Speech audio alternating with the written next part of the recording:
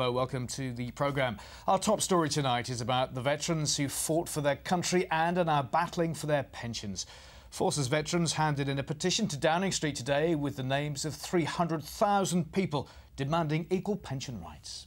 Changes to their pensions were actually introduced in 1975, but they didn't include people who'd already retired by then, and that's left thousands without any pay at all. Joe Inwood has been to meet one Yorkshire veteran fighting for a change in the law. He was proud to serve his country. Tours in Germany, in Northern Ireland, and time training tank drivers here in the UK. A distinguished career, seen here in the Queen Mother's Guard of Honour.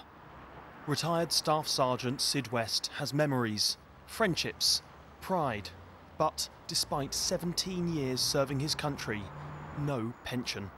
We've all served this country and we've all been prepared to fight and, if necessary, die, and then we've been told, well, we're sorry, but we've got a cut-off date. That date was April the 5th, 1975.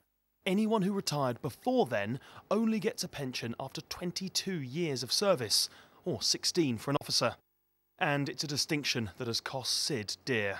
I never received a penny, and yet people that served with me and in the same regiment, when they came out, one of my best friends is now getting £602 a month pro-rata pension, and he served 6 months less than me. And all because Sid retired 18 months before his friend. In a statement, the Ministry of Defence said that the changes introduced in 1975 were not meant to be retrospective, and that individuals receive the benefits in accordance with the scheme rules in place at the time of their retirement. They also added that there are no plans to change these arrangements. In short, bad news for Sid. That is, unless, of course, the arrival of 300,000 signatures in Downing Street, organised by these veterans, has an impact on a Prime Minister who promised to reforge the military covenant, and a deputy who backed their campaign while still in opposition. Until then, Sid will have his photographs, his memories, but still just the basic state pension to see him through his old age. Joe Inwood, BBC Look North. Joe, thanks very much. Well, earlier I spoke to the former MP Colin Challen, who was at Downing Street today with that petition, and I began by asking if it was actually a good time now to be asking the government for more money. Well, I think they could have said that in the mid-70s when the pension rules were changed. They were made more generous, certainly for some people. And the mid-70s weren't really the best economic times either. So I think the problem with government is that it'll always say that it's the worst possible time. But we're going to keep on campaigning. And we're here in London today because we've reached the 300,000 mark on our petition.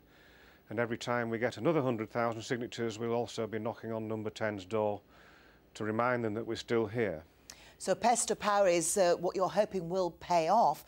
How many people are we talking about here, Mr. Challen?